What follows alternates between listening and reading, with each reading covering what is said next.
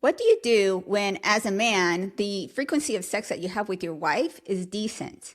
Maybe it's 1 to 3 times a week, but you still feel like there's something off, or maybe there's something missing. Maybe it's a bit lackluster. And she's just maybe doing it because she just wants to be a good wife, but she doesn't really seem to be into it, or her level of desire just seems weak.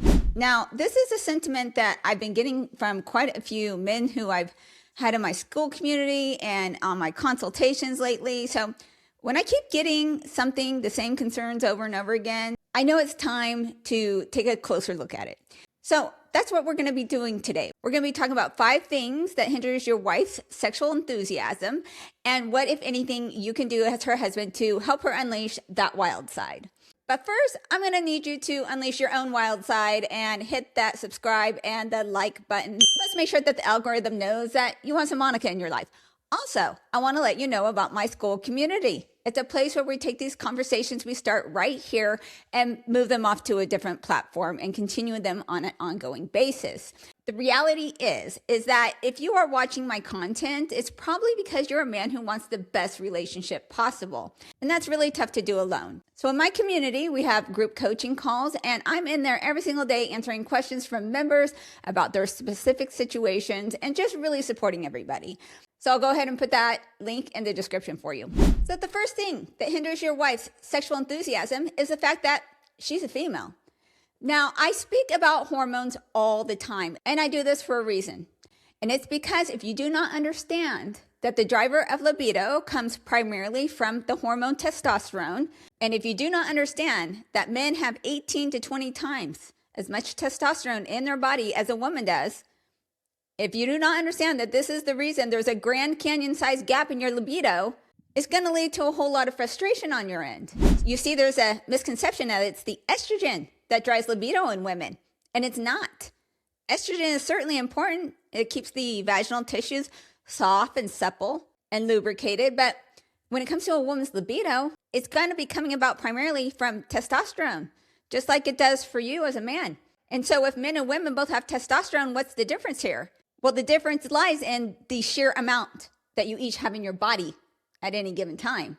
So women just have this tiny sliver, a very small percentage of testosterone in our body that you guys have. And in fact, it's the testosterone in our body that causes us to be all crazy and feral and horny during ovulation, because even though you do see that estrogen bump, it is the bump in testosterone that happens concurrently with that bump in estrogen that causes her to go crazy.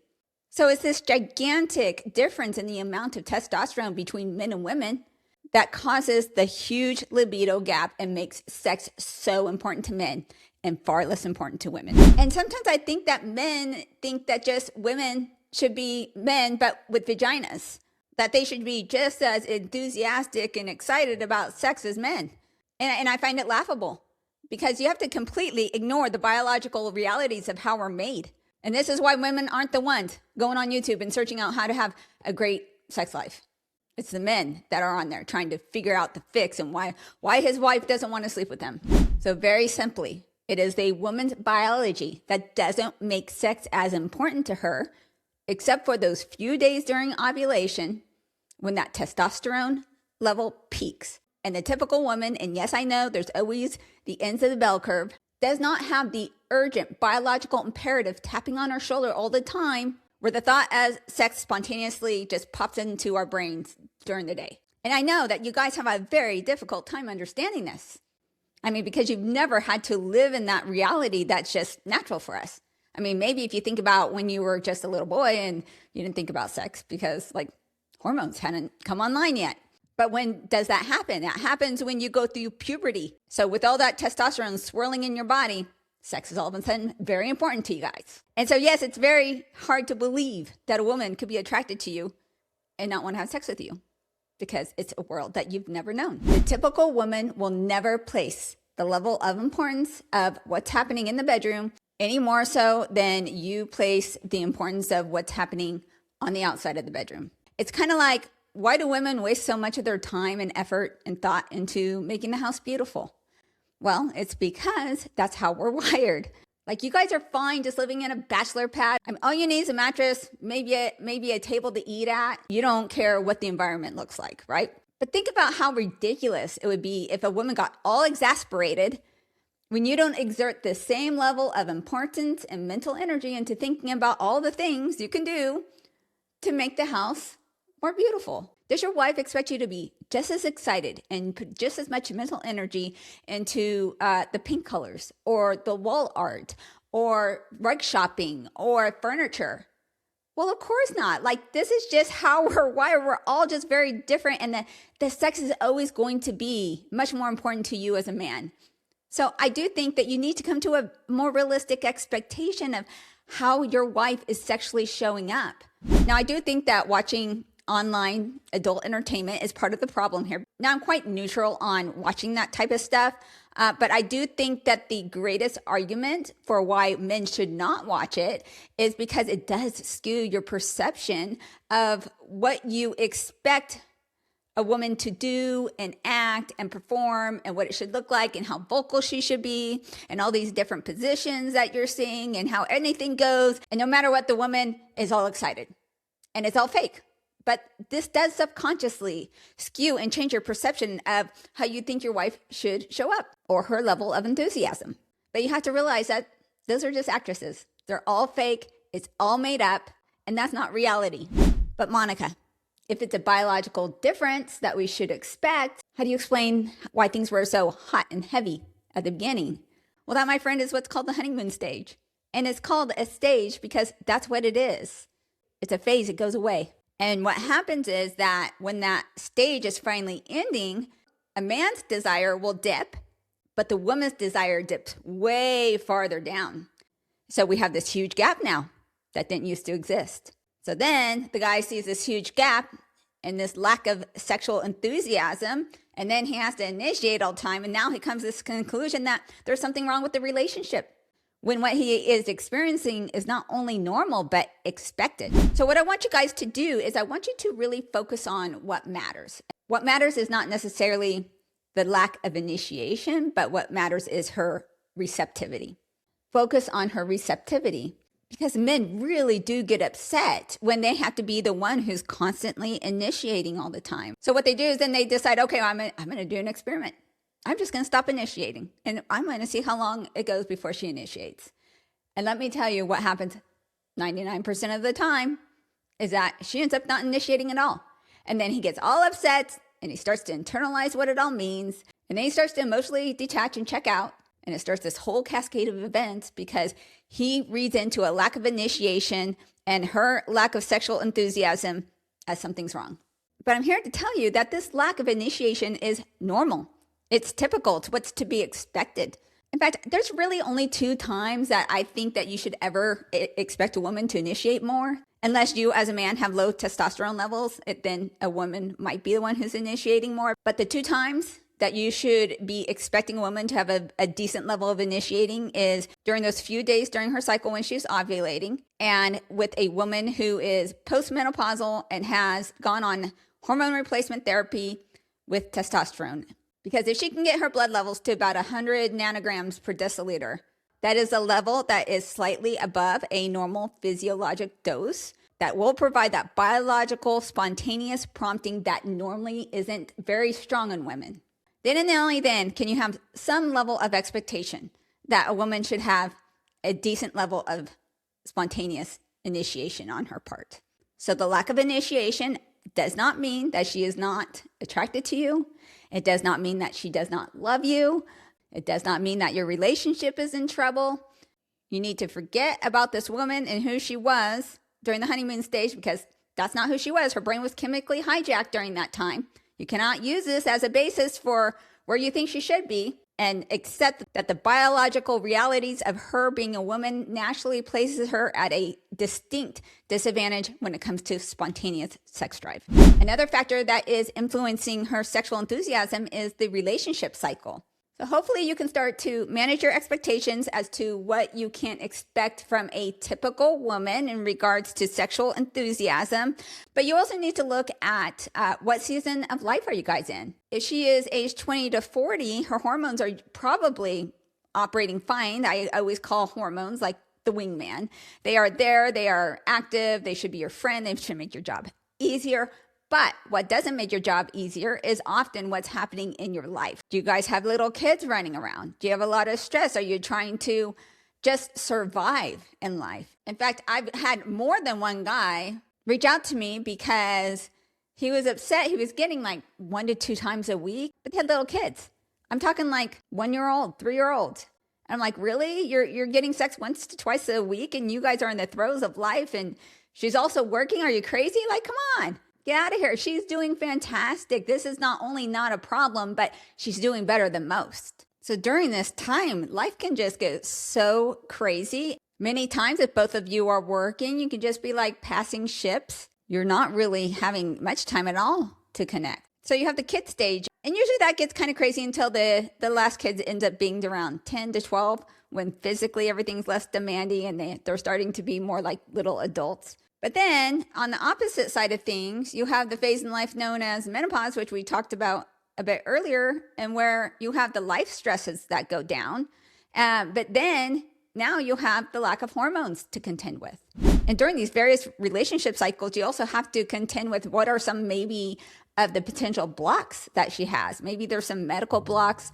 Maybe there's some mental blocks that come from purity culture. Maybe she grew up in a highly religious type of setting where women are not really taught to enjoy sex as an experience for themselves, where they've been indoctrinated over and over as they grew up from their religious setting that sex is bad, sex is bad, sex is bad, or that sex is just something you do for procreation, or that sex is something that you do for your husband's enjoyment, not even really talking about her enjoyment with it as well, or she doesn't really know her body or is comfortable in that element because she's been taught that it's not okay to masturbate or to learn what feels good to herself. And then they get married and then they're told that sex is okay. It can be very difficult to take years and years of that messaging and then make this mental flip overnight. And for many women, they view sex as something that they do for their husbands, not as something that they do for themselves with their husband. And that's a very important point of distinction, because the thing is, a woman's sexuality is really just an inside job. And I know, guys, like, you want this so much for her, like to have this smoking hot sex life and to explore and to learn each other's bodies and grow and see what potential there could be over the years and the decades together. But you can want it all day for her. But she has to try to figure out why she's not open to exploring her sexuality as a woman.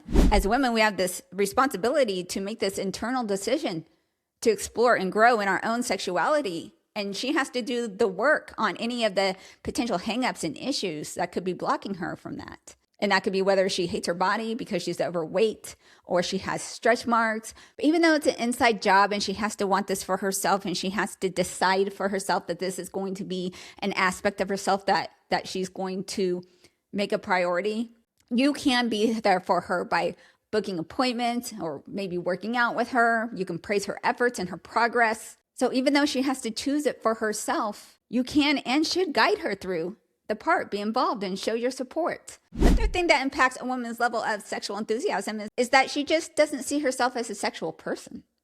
So what are you going to do if, as a man, you married a woman who just doesn't see herself as being a sexual person? You support her by seeing the potential for her first. Just as a coach can see the greatness of a player before the player can see it in himself, many times you have to see and speak into her potentiality of the greatness of her sexual side before she can see it for herself. So you can highlight and point out all these things that you love about her, the things that you think are super sexy. Maybe it's a specific body part of hers that is top notch. Or maybe you like how the light reflects off her body, or how you love the softness of her lips. And the more specific you can be about this, the better. A simple, you're so sexy, or you're so beautiful, I mean, it's nice, but sometimes those are just lazy. As a side note, guys, if you have single guys out there trying to slide into women's DMs with these lines of you are so sexy or you so beautiful, that's lazy. That doesn't work. Stop doing that. So those are unoriginal.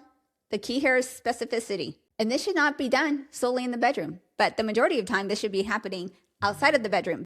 Because if it's happening inside the bedroom, she's just going to think that you're saying it because you want to get laid. She's going to discount those compliments. Think of a woman's sexual comfort level or identity as a rubber band. Okay, when it's just sitting here, this is its normal shape and size. However, it can be stretched and expanded. This is how you can maybe view your wife's sexual potential. Maybe you can say things like, I know there's a dirty girl in there that wants to come out. Guys, let me just tell you, like, women, they're mentally nasty. Like, the fantasies you have in your mind are probably not even close to the fantasies that women have. Like, just go visit the erotic section. There's a reason 50 Shades of Grey sold millions and millions of copies, okay? Women are not like some delicate flowers. So their fantasies are deeper, darker, and nastier than you could possibly think. But hopefully you guys are going to be married for a long time. And hopefully you can lead her on many, many fun and crazy sexual adventures. Fourth factor in a woman's sexual enthusiasm is that she doesn't want to feel judged. One thing that's very important to do or to not do is to make a woman feel shame about anything having to do with her body, her fantasies, or to say or imply anything with the negative connotation that has to do with her sexuality or her sexual nature in general. And sometimes your own sexual ego will get in the way. And let me tell you what I mean here. A big mistake a lot of men make is this insistence that their wife always has to have an orgasm. I don't care how great you are in bed or your technique or whatever. Sometimes it's just not going to happen. And this is no big deal. It's no big deal. You can try another day. But if you're a guy who's like, well, my wife has never not had an orgasm, buddy, I got some news for you. If you believe that, she's a great actress. If you believe there's a woman on this earth who has never not had an orgasm every single time she's had regular penetrative sex, I've got a bridge to sell you. But my God, she's done and she wants to be done with this whole thing. So she feels like she has to have fake an orgasm because your ego won't handle the fact that it didn't happen. So don't always insist that every single time she has an orgasm or you didn't do your job as a man, because it puts a damper or a pressure on the whole experience that is actually quite enjoyable with or without an orgasm. So that is something that I do want you guys to really detach yourself from, is this whole idea that the orgasm's the goal. We love the whole experience, but you might be putting performance pressure on the woman and not even know it. The fifth factor that influences a woman's sexual enthusiasm is that you don't do all that you can do to make sex with you easy for her. And there are 3 things specifically that will help you do this. The first thing is that you must be as physically hot as possible. Like, I know you guys are supposed to be the visual creatures. I know this. But do not underestimate what a good body can do. Like, we're already starting off with a high disadvantage in our drive, which means that you're going to have to really provide us with a lot of incentive to make this a priority. And one of that is to be just freaking a smoke show to look at. The second thing you need to do to make it easier for her to want to have a lot of sex with you is that if you have kids in the house, you're going to have to get either the kids out of the house or the wife out of the house periodically, because women cannot turn off mom mode. Like, if kids are around, we're biologically wired to hone in onto kids at all time. And for you to sit there and say, oh, you should just ignore them. And even if the door is shut and it's locked, we can still hear them. We're still tensed up going, oh, they can knock on the door at any time. Like, we can't relax. For you guys, you can completely just tune it out. I don't know how you do that. And especially if there's like really young kids, like maybe she's nursing and maybe her boobs are full or there's some puke and spit up on her and she just hasn't showered in 3 days. Like, I know it's very easy for you guys to overlook all that stuff, but it is not easy for women to get in the mood and mentally present when the kids are around. The third thing you could do that's going to make it really easy for her is to increase your beast mode. Now, I don't have time to go into what beast mode is in full today. I did an entire video and I will link it at the end of the video. But what beast mode does is it allows you to increase the polarity, that difference between the masculinity and the femininity. And that is the driver for attraction. What is beast mode? Well, that is the confidence. That's the fun. That's the shadiness. That's the thrill. That's I call it the seasoning. The seasoning that makes life delicious.